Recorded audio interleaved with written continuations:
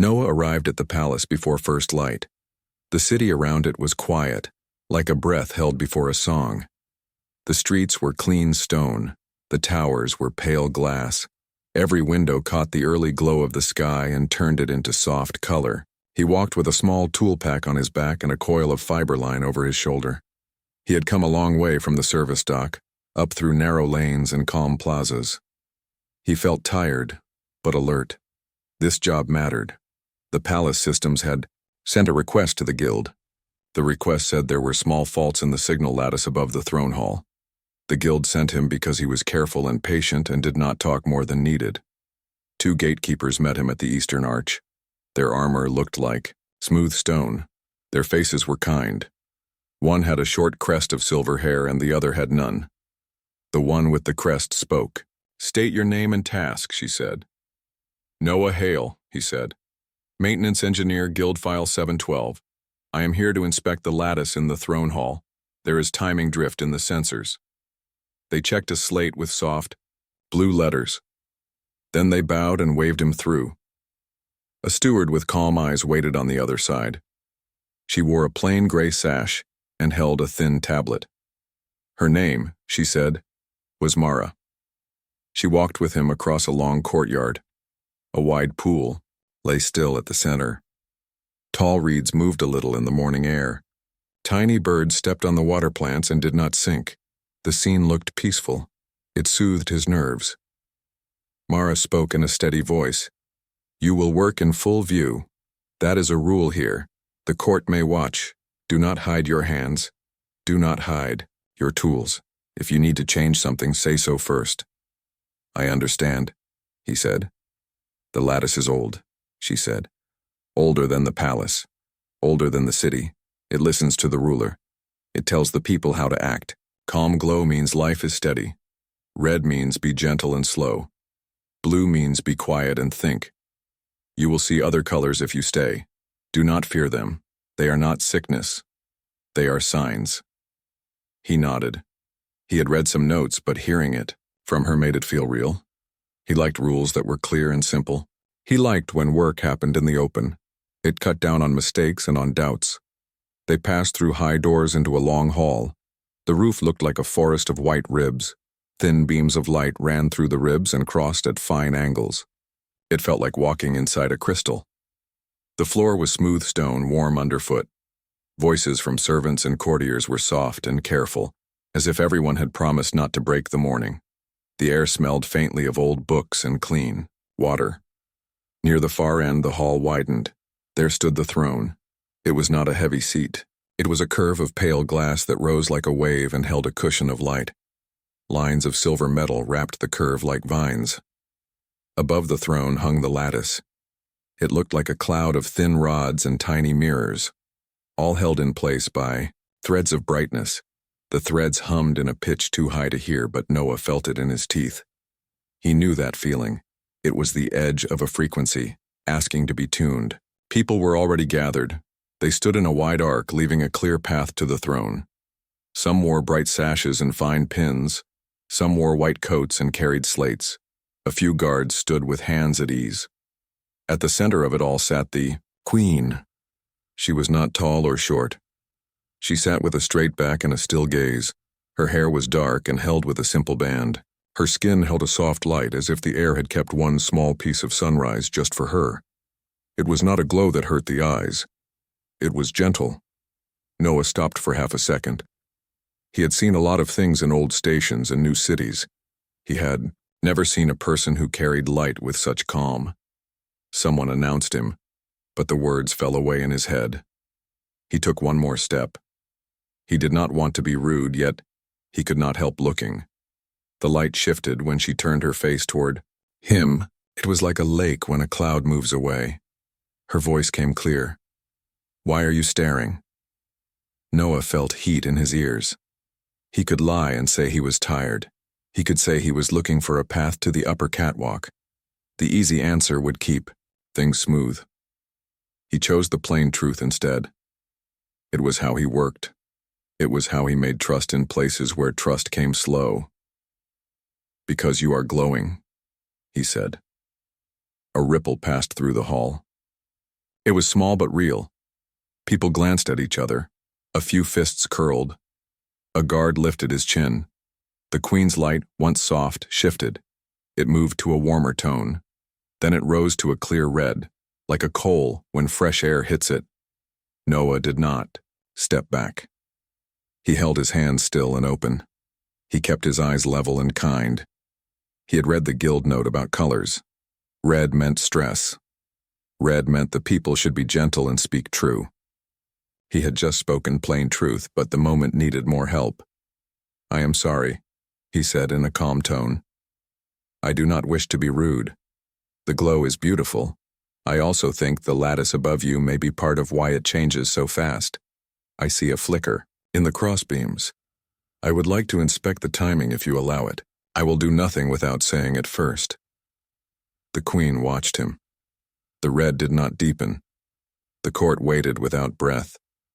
At last the queen spoke again. The red color eased a little at the edge. "You are new to this hall, Noah Hale," she said. "You do not know our customs, and yet you speak without masks. There is a risk in that. There is also a strength. You may inspect the lattice. You will do it where all can see. Mara will remain with you. Say every step. Touch nothing. Sacred without naming it first." "Yes," he said. A tall man in a jade sash stepped forward. His face was smooth and careful. "Your Grace," he said to the queen. The lattice was tuned by 10 generations of hands. A foreigner may not see what we see. He may not hear what we hear. It would be wise to let the Master of Light make the first look. The queen turned her head. The red light cooled toward a soft orange. "We will let the visitor look," she said. "Then the Master of Light may follow. We will have 2 sets of eyes. That is safer than 1. The man bowed a little and stepped back. Noah noted his face and voice. Noted, but did not judge. Many halls held many prides. Pride was not a crime. Pride could even guard a people when it was honest. He would let the work speak. Mara guided him to a set of steps that spiraled along. A column. They climbed toward a narrow catwalk that circled the lattice. Noah checked each step with his boot. He tested the rails with one hand. He thanked the worker who oiled the hinges last night. He liked to thank people whose work kept him safe. It made him see details he might miss. At the top, the sound changed. The hum of the threads came closer. Small mirrors clicked like insects when a breeze turns a leaf. The light here was bright. Yet it did not burn. It moved across the rods in thin streams that looked alive. He felt the urge to put his hand into a beam and see it paint his skin. He did not. He kept his hands behind the rail and pulled his small meter from a pouch. "This is a passive read," he said out loud, for the hall to hear. "I will not alter the path of light. I will only listen." He held the meter near a beam. The screen showed a set of tiny spikes in time. The spikes should have lined up like steps on a neat stair. They did not. They leaned to one side. A few spikes came late by a small part of a second. He moved the meter a little. The late spikes formed a swirl. The swirl seemed to point toward the throne. He said what he saw. "I read micro delays in the beam. The pattern is a spiral. It points toward the throne seat." The Master of Light below raised his head. "A spiral may be from heat breath," he called. "Many bodies warm the air. Warm air bends light." "It could," Noah said. "I will test with a reference that does not breathe." He took a tiny quartz rod from his pack and held it on a fixed clamp, 1/2 meter from the beam, where air currents were weak. The meter used the rod to mark time. The spikes did not move back where they should be. The delays stayed. "Delays remain," he said. "Heat is not the main cause. I will map 20 points." He moved with care and took readings. He shared each point aloud in a steady voice. Mara watched and wrote the numbers on her tablet. Her hand did not shake. Noah respected that. Taking notes was a strong act. It made facts stand firm when feelings ran hot. By the time he reached the 10th point, he felt a pattern. The delays rose in arcs where the beam passed close to small pearly bulbs. He had thought those bulbs were shells to hide bracket screws. They were not. They were little nodes. They smiled with false innocence. He felt it in his bones. "I request permission to inspect one pearl bulb from closer range," he said. "I will not open it. I will only scan the surface for trace fields." Mara looked down at the queen. The queen nodded once. The orange at her skin's edge calmed, toward white. Noah leaned in and held the meter close to a bulb. He changed modes. The small numbers crept up. A soft field was present. It was not strong. It was steady. It was not in the old plans he had studied last night. "There is a buffer field here," he said. "It is enough to slow the signal a very small fraction. One by itself would not matter. Many in a spiral would turn a small feeling into a loud color." The Master of Light let out one slow breath. "Those bulbs are new. They were installed 3 months ago to protect from dust." The man in the jade sash spoke. "We required them. The hall was harder to clean when the spring winds brought pollen." Noah kept his face calm. He did not accuse. He did not blame. He shared the next step. Noah finished setting the second line of mirrors just as the sun rose high enough to brighten the long windows. The added path held steady. The thin beams that crossed above the throne no longer twitched like nervous strings. The color on the queen's skin stayed warm and even, a quiet white with a hint of gold when she moved. People in the hall breathed more freely. Pages crossed the floor with careful steps. The guards spoke in soft voices. Work returned to its normal rhythm. Mara waited at the foot of the stairs when Noah climbed down from the catwalk. She held the tablet close to her chest as if the numbers inside it were worth as much as coins. Her smile was small and real. "You should eat," she said. "The queen meant that." "I will," Noah said. "But I want to write the steps before I forget the little parts. The little parts make the big parts work." "We can do both," Mara said. "There is a table in the side alcove. It is close enough to see the lattice and quiet enough to write." They went to a low table near a carved pillar. A servant brought flat bread, soft fruit, and a pot of tea that smelled like a meadow after rain. Noah thanked the servant and meant it. He set his tool pack by his feet and opened a slim notebook. His handwriting was simple and clear. He wrote titles that others could understand.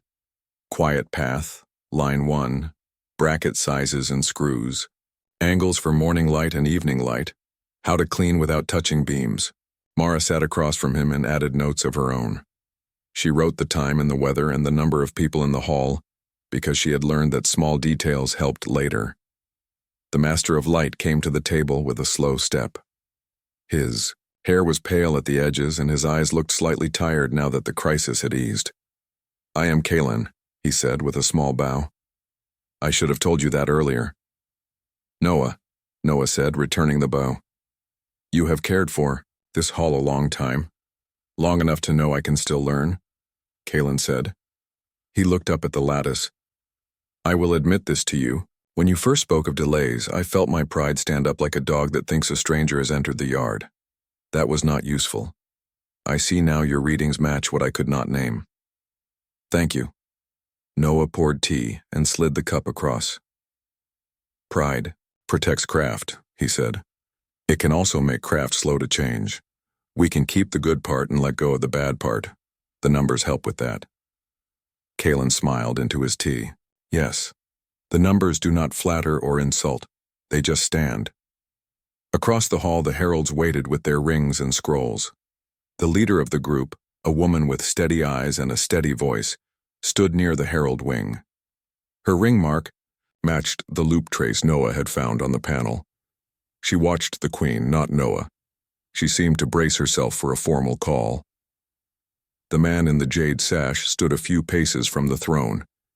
He spoke to another advisor in a careful whisper. Noah watched his hands. They were neat hands, the kind that folded letters and set seals. The man was not an enemy in Noah's eyes. He was part of the fabric of the hall. He had only wanted things done by the book. Noah respected that even when he did not follow the same path. The queen stepped down from the throne. Her light stayed constant. The curve of pale glass was empty. Behind her now, yet the hall seemed just as centered with her on the floor. She crossed to the heralds. "We will speak now," she said. "We will speak with calm and with witnesses. Mara Record, Kalen, listen. Noah Hale, remain and listen as well. Your work touches this matter." The herald leader bowed. "Your Grace, I am Sarah. First of notes. The panel in our wing carries our marks because we are the ones who guard tone and time. We set the first gain because we thought it would help those outside. We raised it again because the outer court said they still could not read the small lights under full sun. Then I confess the last 2 raises came after a group of merchants asked us to make the signs very clear before the high market.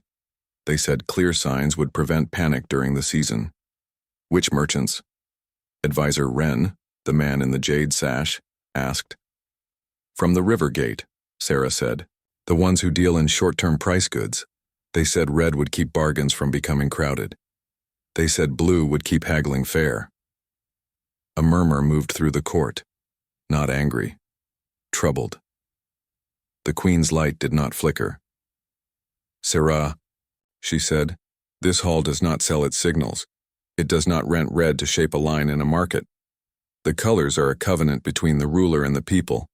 They guide gentleness and thought. They are not a tool for profit."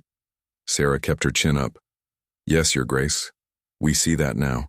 We did not see how each small step added to a large one. We did not mean to mislead the city.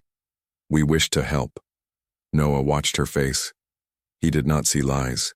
He saw someone who had added small rocks to a basket without noticing the weight in the end. He had made that mistake in machines when he was young. It was easy to do.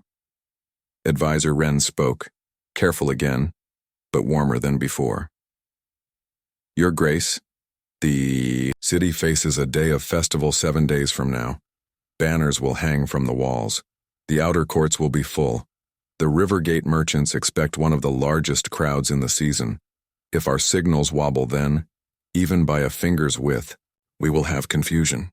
We should make the signals as steady as stone before that day." "Agreed," the queen said. She looked at Noah. "Can we steady the signals in all places the lattice touches? You made a quiet path above my seat. Are there other places where the light goes that we must guard?" Noah took a breath and let it out slowly. He looked at the lattice, then at the high windows, then back at the herald wing. "The lattice speaks to more than the throne hall," he said. "There are repeaters in the 4 corner towers. They send a simplified color to the plazas. They tell the gates to open slower or faster. They tell the garden lights to move toward warm or cool. If the gain fights us here, it may fight us there. We should check a repeater before noon." Kalen nodded. "There is one atop the east tower. It has a small mirror crown and a tone rod. It repeats the main color with a delay of 1 breath. We can reach it by stair." Mara was already standing with the tablet. "I will bring a fresh file for the tower. We will record every step again," the queen said. "Go. Take 2 guards. If the panel sings in that tower, we must hear its song and name it." She turned to Sarah. "Send a herald to the market now. Tell the people the colors will be steady. Today. Tell them I will walk the outer court later to prove it." Sarah bowed low. "I will send 3. 1 for each large market. The message will be the same as Your Grace spoke." Noah packed his tools and slung the coil of fiber line over his shoulder once more. The 2 guards who had first let him enter, the one with the silver crest and the one with the smooth head, fell in beside them. Kalen headed toward a narrow door behind the pillar. The stair rose tight and plain, not made for show. Stone walls kept the air cool. The sound of the hall faded with each turn. As they climbed, Noah spoke in simple phrases so the guards could hear the plan. "We will open the repeater hood.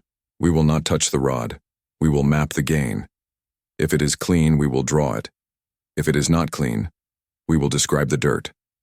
The guard with the silver crest smiled. "We do not like dirt, on blades or on light," she said. "Clean is better." At the top, a small door opened onto a circle of stone. The city spread out below like a quilt laid on a plain. The morning had matured, and a soft energy moved in the streets. The market at the east gate had just begun. Stalls were set, awnings opened, and carts rolled in from side lanes. The reed pool in the palace courtyard glowed like a silver coin from this height. The repeater sat on a pedestal. It looked like a little crown with mirrors set at angles and a short tone rod at the center. A thin hood protected it from rain and birds. Kalen lifted the hood with both hands and set it down carefully. Noah held his loop near the base and watched. The meter. The first numbers were good, flat and steady. But after a few breaths, a faint rise appeared and settled, like a fish testing the surface of a lake. "Is there a coil in the tower?" Noah asked. Kalen shook his head. No coil was ever set here. The repeater listens to the lattice by sight, not by wire. The only line is the one that brings a tiny feed to the tone rod. Then the wobble comes from what it sees, Noah said. He looked toward the hall roofline. The quiet path mirrors sent a thin beam onto a small receiving plate on the tower's inner edge. The plate looked clean and bright. Mara held the tablet ready. "Is the beam strong enough?" she asked. "It is," Noah said, "and it is clean on this end." He moved the loop to the tone rod feed. The numbers stayed even. "Power is clean." The guard with the smooth head shaded his eyes and peered toward the market. "Look," he said. "The stall banners glow. A little red when traders shout. Then they fade. The colors outside echo us faster than they should." Kalen frowned. "They should echo one breath later. That was the covenant. People get a moment to think before a sign repeats to the crowd." Noah traced the line of sight again from the mirror crown to the receiving plate.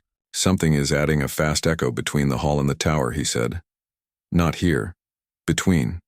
A bridge we do not see."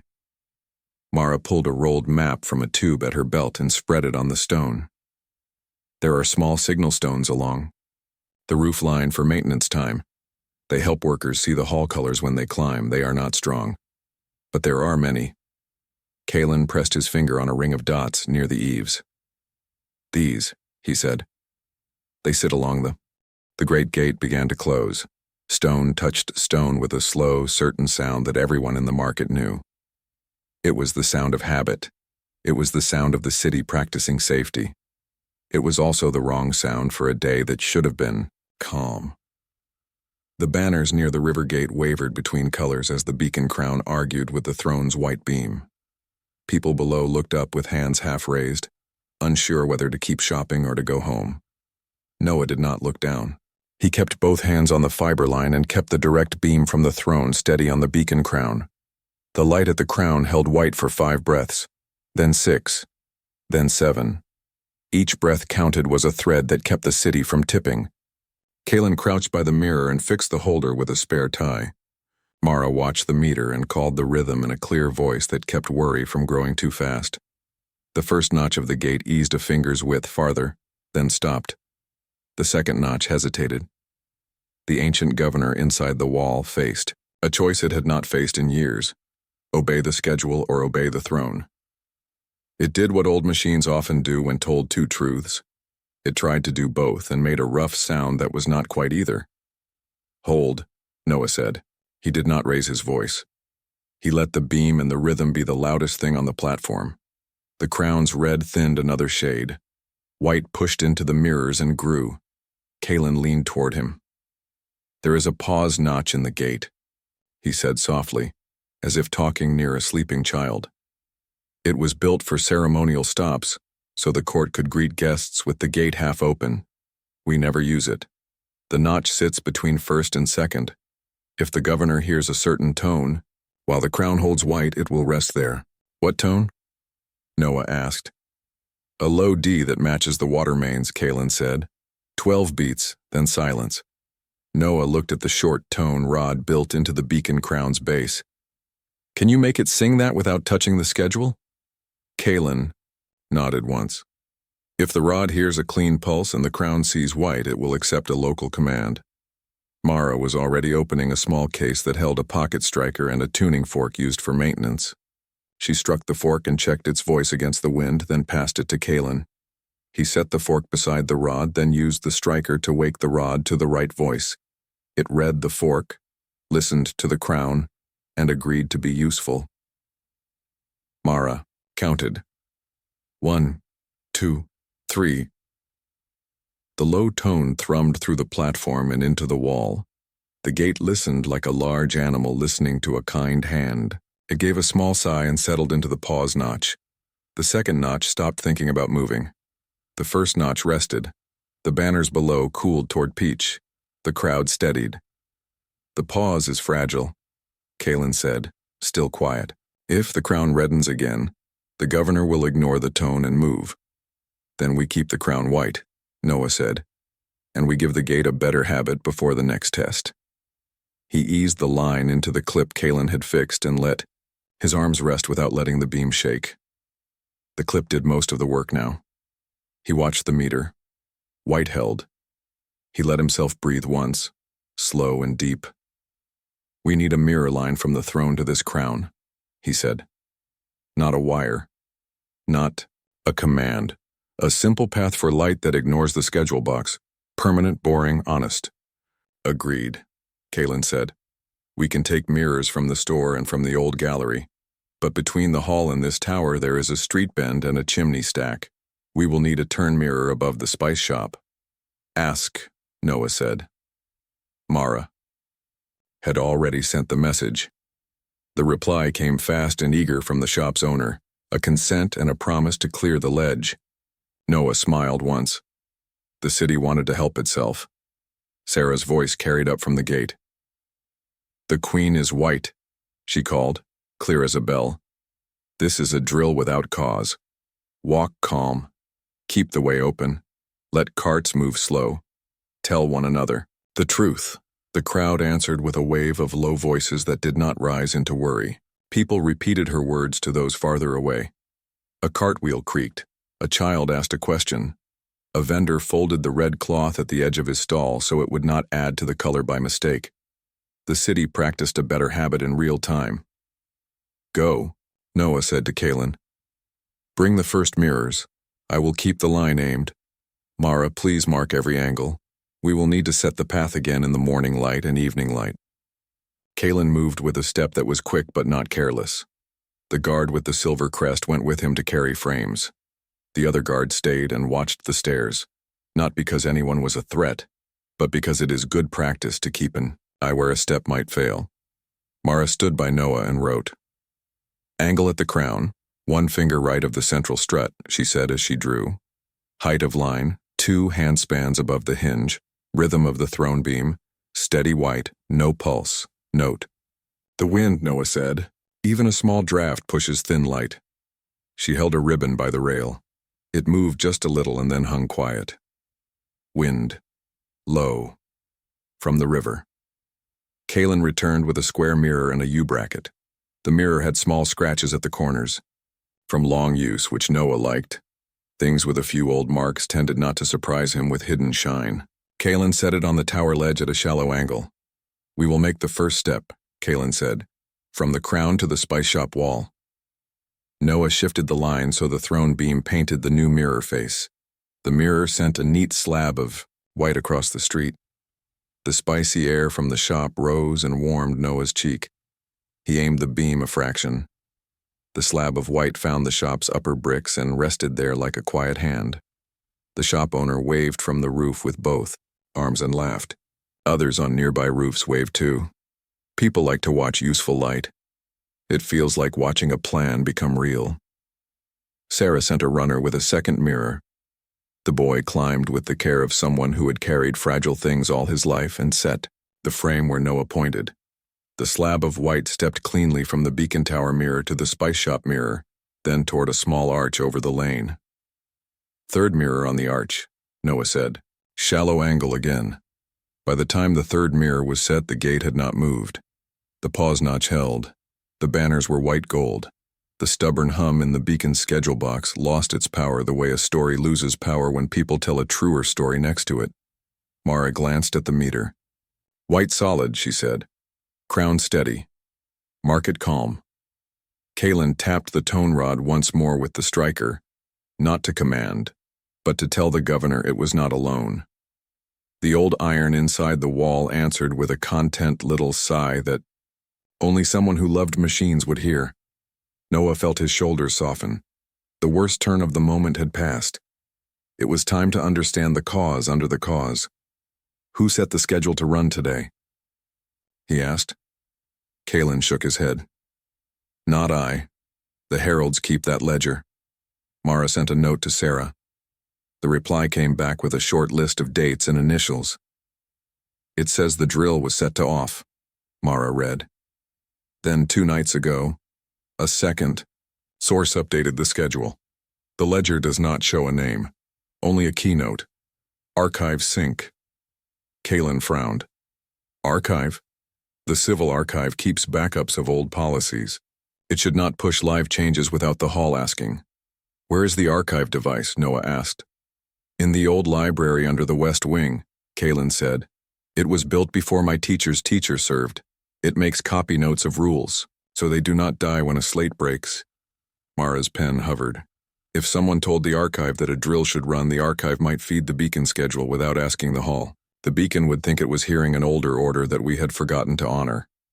That would also explain the stubborn mode, Kalen said slowly. Old rules often carry high weight. Machines trust what was once true until they are told in a way they understand.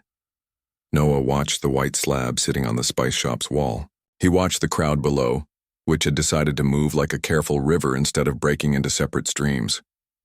He looked at the gate in the pause notch, like a page held open by a finger. The city had given them time. He should use it. Well, we will finish the mirror path to the crown, he said. Then we will go to the archive. We will not rush. We will not push the old box. We will ask it what it thinks is true. Then we will show it the new truth in a way it understands. By late afternoon, the permanent mirror line was in place. Beacon, crown to tower ledge, to spice shop, to arch, to a bracket on a museum corner, and finally through a narrow slit that looked into the throne hall itself. Kalen shaped the last angle so the slab of white kissed the crown's eye even if a pigeon landed on the ledge. The path did not care about coils. It did not care about schedules. It cared only about clear glass and good angles. Noah liked that very much. Sarah walked the market with 3 heralds and showed people the steady white at the gate. She spoke to stall owners who had half closed their awnings and asked them to open them fully again. They did. Trust likes to stand near seen things. When the line was sure, Kalen eased the tone rod to silence. The governor stayed at rest. Noah nodded. We will open the gate notch by notch, he said. Slow enough to show the city we are not in a hurry. With each notch we will say the same words. The queen is white.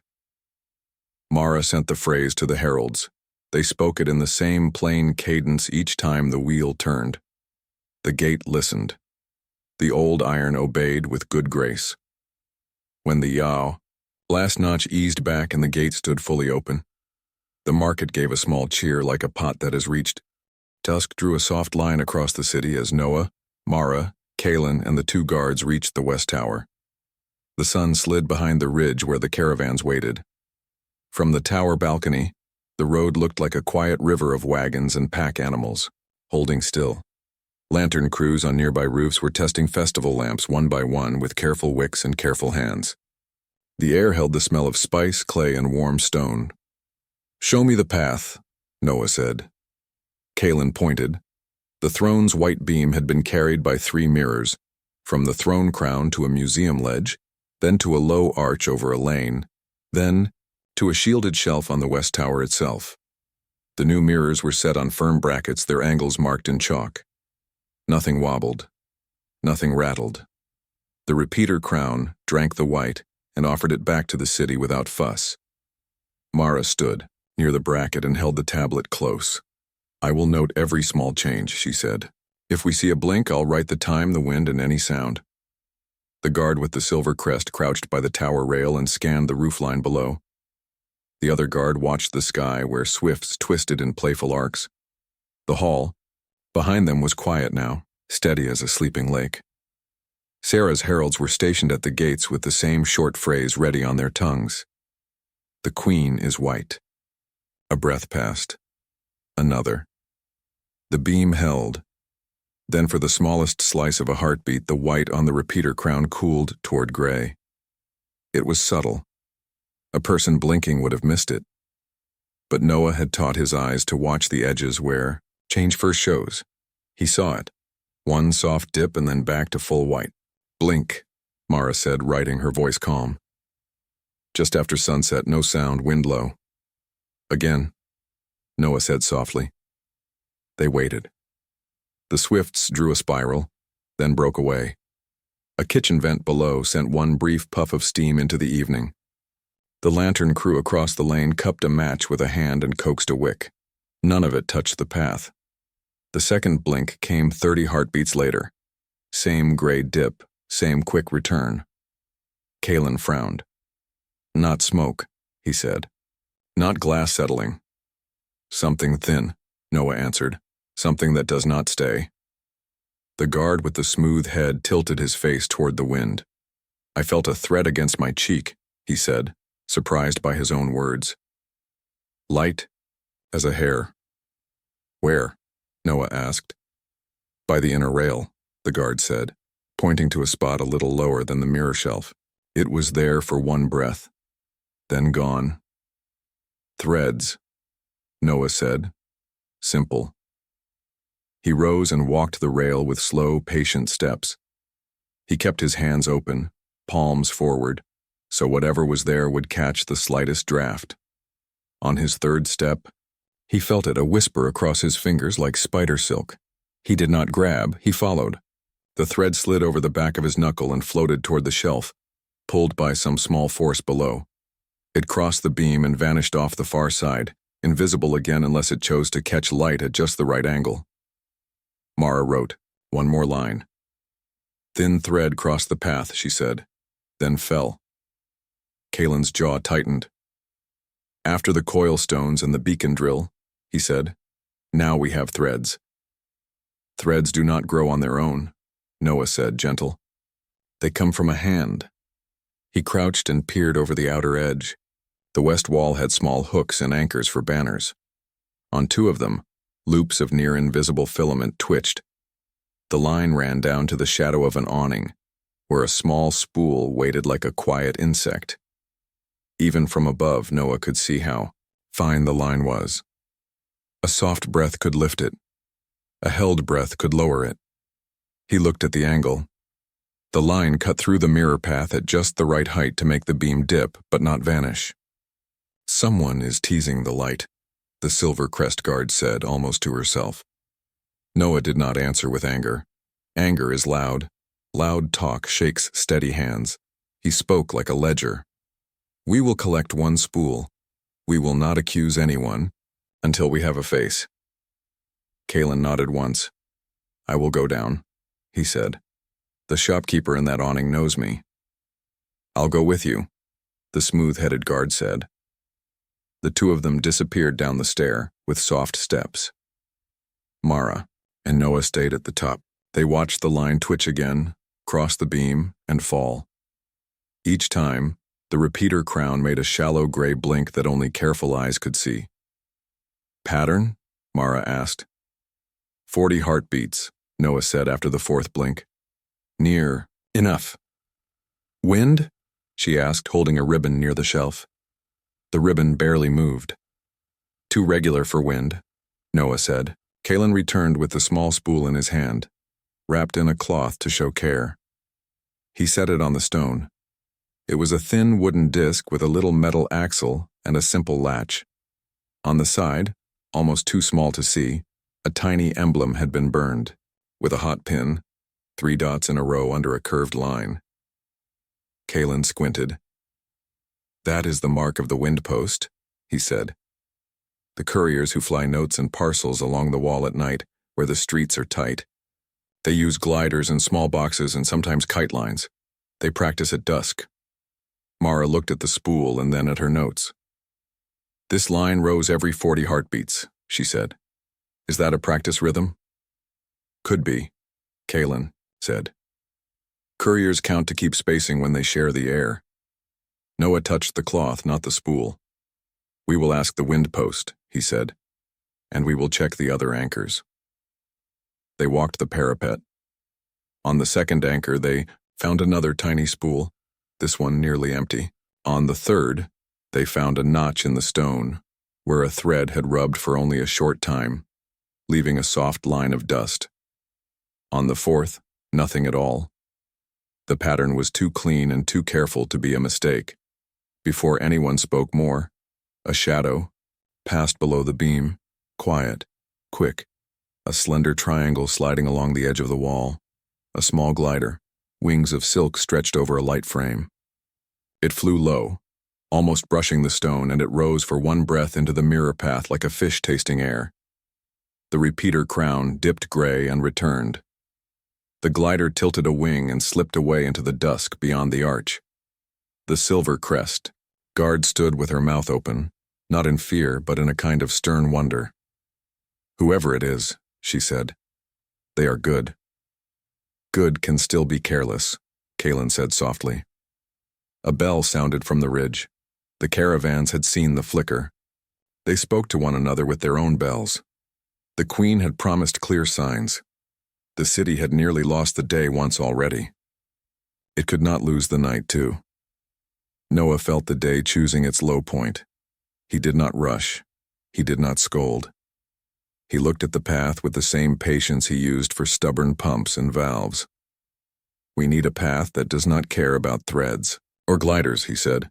"We need a beam that can suffer a shadow and stay bright." "How?" Mara asked, ready to write. "3 paths, not one," Noah said. 3 thin beams laid apart by a hand's width. On the repeater, a small combiner that accepts 2 out of 3. If a thread crosses one, the other 2 win. If a glider kisses one, the other 2 steady it. We will also raise the shelf a finger so a line that hugs the rail touches air and not light. Kalen's face brightened. "Majority light," he said, as if the words were a prayer. Simple, strong. The guards were already lifting the spare mirror frames to the shelf. Noah sketched angles on a scrap and spoke slow, so Mara could turn them into steps anyone could follow. First mirror splits the throne beam into 3 with a cut-edge prism. Second mirror sends left, center, right to the arch. Third mirror brings them to the shelf with a little spread. Combiner is just a bar with 3 small windows and 1 back plate. No clock, no coil, only glass. Lantern Guild can cut a prism, the Silver Crest guard said. "My cousin files lenses." "Send for them," Kalen said. The message ran faster than footsteps. In minutes, 2 glass workers and a guild apprentice arrived with a small case. Inside lay a set of tiny prisms and slitted plates used to test lamp shapes. They bowed, eyes bright with the chance to help a thing that mattered. Noah set the first prism in a brass clip. The throne beam hit the cut edge and became 3 quiet bars. The glassworkers smiled at the neatness. They liked neatness. It was their craft. He placed a second mirror to hold the spread. Then he set a narrow combiner, 3 slots feeding 1 pad, and screwed it to the shelf. "Test," he said. The throne's white came down the lane, split, held its spread, and touched the 3 slots. The repeater crown read 1 white, not 3. It did not notice that it had received more help than before. It simply drank and shone. "Now the shadow," Noah said. He lifted a strip of ribbon and passed it quickly through the left beam. The crown did not dip. He passed the ribbon through the right. The crown did not dip. He passed it through the center. The crown did not dip. 2 of 3, Mara wrote with a small smile. The smooth-headed guard raised a hand. "Allow me," he said. He took a long reed and made a slow, careful arc through the beams, catching all 3 at different times. The crown stayed white. He nodded, pleased. "It will help." They lowered the shelf by 1 finger width as planned, so any line that hugged the rail would cross air and miss the slots. They set a small hood over the combiner to stop falling leaves. The Lantern Guild apprentice whispered, almost as if to the mirror itself, "Stay." The 3 beams stayed. Down on the road, the caravans watched the West Crown. The color did not blink. Wagons moved. Bells rang once, twice, tones that meant, "Come ahead." The line began to flow toward the gate. Sarah's voice came from below, lifted by the arch. "The Queen is white," she called. "The gate is open. Walk gentle, make room for each other. Share the road and the good news." Morning came with a soft light that turned the palace stone a gentle rose. The city below sounded rested. Carts rolled in even lines. Bakers set trays on windowsills. The west crown held a clean white that said, "All is well," and the blue toward the ridge had faded when the hill towns eased their weather test. The coil box at the tower base still waited under guard, its tiny red pearl no brighter than a coal under ash. In the throne hall, a wide table stood at the center of the floor. On it sat the box beneath a clear glass cover so everyone could see it. The Queen took her seat, light, steady, and white. Sarah stood with her ring hand bare to show that words would be plain. Kalen placed his tools in a neat row: a small meter, a loop, 2 soft brushes, a thin screwdriver, and a mirror. No, bigger than a coin. Mara held the tablet. Advisor Wren stood nearby with ledgers open to yesterday's pages. The 2 guards took positions where they could watch both the doors and the table. Noah looked around the hall once. He liked the feeling in the air. People were curious, not angry. The plan was simple. Open the box in public, name what it could do, trace where it listened, follow where it spoke, and then agree on rules that would keep small hands from making big trouble. He nodded to the Queen. "We will begin," he said. Mara spoke the steps out loud so all could follow. "First, we read without touching. Then we open the cover. Then we lift the lid. We name every piece we see. We draw the wires. We test the listener. We do not accuse with guesses. We let the box tell us what it knows." Kalen held the loop near the seam. The meter gave a soft line that rose and fell like a breath. "There is a delay coil married to a little ear," he said. "The ear listens for a tone message. The coil is small alone. With others it could make flickers that a careful eye would see." Noah lifted the glass cover. He did it slow so the box would not think a hand had come to force it. He brushed dust from the screws with one soft brush. He showed the brush to the hall as if it were a pen. Then he loosened the tiny screws with the thin driver and set each screw in a small dish where it would not roll away. Inside the box was simple. A flat coil no bigger than a leaf lay beside a pencil-thin tube that held the listening ear. A small slate held a few traces of time. Next to it, a coin-sized battery waited to give the coil a nudge when told. Kalen pointed without touching. "Here is the ear, here is the coil, here is the time slate." He looked at Noah. "May I read the slate without waking the coil?" "Yes," Noah said. "Use the mirror and the loop." Kalen slid the coin mirror under the slate and held the loop above. The mirror showed the bottom marks without turning. The piece. The loop read the thin line of numbers. Mara wrote them down as Kalen spoke. 4 listens, Kalen said. "All at dusk yesterday. Each one matches the blinks we saw." The ear woke, sent a tick to the coil, then went quiet. "The times match our notes from the tower." Sarah breathed out. So it was not wind or chance. "No," Noah said. "It was a hand. But we will let the next piece speak." He traced the thin wire that had run into the wall. It was clever work, but not too clever. The wire had followed the usual route used for festival trumpets and lanterns, then turned into a side gap where old stone had a space from the time before the palace grew. He held the loop near the wire end and read a faint stain left by the last pulse. "This ear did not listen to the hill towns," he said. "It listened to a little instrument nearer than that. The pulse shape is the same as our beacon test, box but a little higher in pitch." He looked up. "A reed, or a pocket chime." Advisor Wren closed one ledger and opened another. "We approved pocket chimes for officials near the wall to coordinate torch relays," he said. "They are all numbered." "Good," Noah said. "We will hear which one sang to this ear." He connected the loop to the ear's small slate. The slate did not know names. It knew only a short tone signature that the chime had left behind when it spoke. The loop showed the shape. Mara drew it. Ren took the drawing and compared it to a page where tiny marks were printed beside names. Ren tapped the page. "This one," he said. "Chime number 11 of the timing office." The hall did not shout. The hall did not groan. It listened. The Queen's light stayed white. Ren signaled to a steward at the door. "Please ask the timing office staff to join us," he said. "We will speak in the open." A handful of clerks came in with neat collars and small slates. Among them stood a junior scribe whose face Noah had seen at the edge of ledgers in earlier hours. Careful, quick, always present when paper moved from one table to another. She was young. Her eyes were the kind that notice small misalignments and cannot stop thinking about how to fix them. Ren spoke calmly. "Chime number 11, he said, "is in your office. Who held it last evening at dusk?" The junior scribe raised her hand before anyone else could speak. Her voice did not shake, but it was small. "I did," she said. "My name is Nina. I brought it to the wall to test the lantern relays for the festival. I signed it out. I signed it back. Thank you, Nina," Ren said. "Did you use it to speak into a wall gap at the West Tower?" Nina's eyes flicked to the box, to the ear tube, to the coil, to the faint red pearl. She closed her eyes for one breath and then opened them again. She did not try to move her hand down.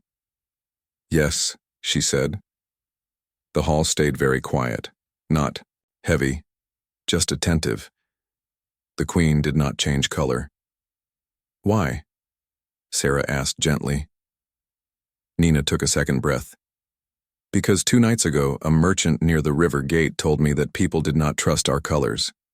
He said, 'If the city sees a few blinks at dusk, the council will see that the timing office needs more keys to keep the light steady. You could help make that case. You are the one who cares enough to do it the right way.' I did not think of harm. I thought a small blink could show a small need. I was wrong. I was careless. I see that now." She did not speak fast. She did not weep. She stood up straight and looked at the Queen. "I put the box there at noon while crews set banners. I told myself I would remove it after one practice. Then I saw the line you built to the beacon and felt proud of the city. I wanted the blink to be so small it would not matter. I did not think about caravans or how people watch light after a day of fear. I did not think about what a small thing can do when it comes at a wrong time. I am sorry." Ren's jaw stayed level. "Did anyone else in the office send you?" he asked. "No," she said. "I did it. The merchant's words used my own pride to pull me. That was enough." Sarah spoke softly, careful of the young woman's dignity and the city's trust. "Who was the merchant?" Nina did not hide. "Him. A man who sells short-term goods at the river gate," she said. "He thought a slow market is a safe market. He did not ask me to lie. He asked me to help the truth show itself." Those were his words. I believed a crooked thought. The Queen's light warmed by the smallest degree, not to accept the act, but to accept the courage of naming it in the open. She spoke with the same even voice she had used all week. "Nina," she said, "you are the kind of person who thinks about small pieces that make big things work. That is a good kind. That kind must be careful. Small hands can steady a city. They can also shake one if they forget to look up." "I understand," Nina said. Ren closed the ledger. "There will be a public censure for the merchant," he said. "He will not lose his stall, but he will post a notice that says, 'We do not buy red.' He will also fund the glassworkers who cut prisms for majority beams." The Queen looked to Nina. "As for you," she said, "there is a path for fixing what you touched. You will spend 1 season with Kaelin and Noah and Mara writing the rules that make quiet paths the first choice for every office. You will teach at the school we will build by the East Tower. You will say to each new hand, 'Look up.' If you do this with care, the city will see you set more things right than you set wrong." Nina's shoulders eased by a small degree. "I will do it," she said. "I will start today." Noah lifted the coin mirror again and showed the box to the hall. "We will make this a teaching piece," he said. We will remove the battery and mount the ear and coil under glass with a note that says, "Easy is not always kind." Then anyone can see how a small tool speaks louder than it looks. Kalen smiled at that. Tired. Grateful. We can place it by the mirror store, he said, where apprentices pass every morning. Mara wrote the names of new rules in simple lines. 2 key rule for any gain or ear near the light. 1 ring from light, 1 ring from notes. All changes posted on a public board by the gates before they go live. Mirrors first, coils last. Majority beams on all repeaters. Wind post maps updated with no beam lanes. Archive holds a rule that white at the throne is higher than any drill. Blue pulses mean, we hear you for neighbors. Teach the quiet way to new hands. Sarah took the list and read it aloud. The words felt right in the hall. People nodded not because the queen asked them to, but because the words matched what they had seen with their own eyes. The city likes rules when the rules explain what people already learned in their bones. As the morning warmed, crews took the new rules to the gates and wrote them on smooth boards with good ink. Glassworkers carried prisms in padded cloth. The windpost leader returned with a rolled map, and together with Kalen, drew fresh lanes with neat arrows that kept gliders away from white bars. The heralds practiced the blue rhythm by the North Tower until the sound ran like a song that children could hum.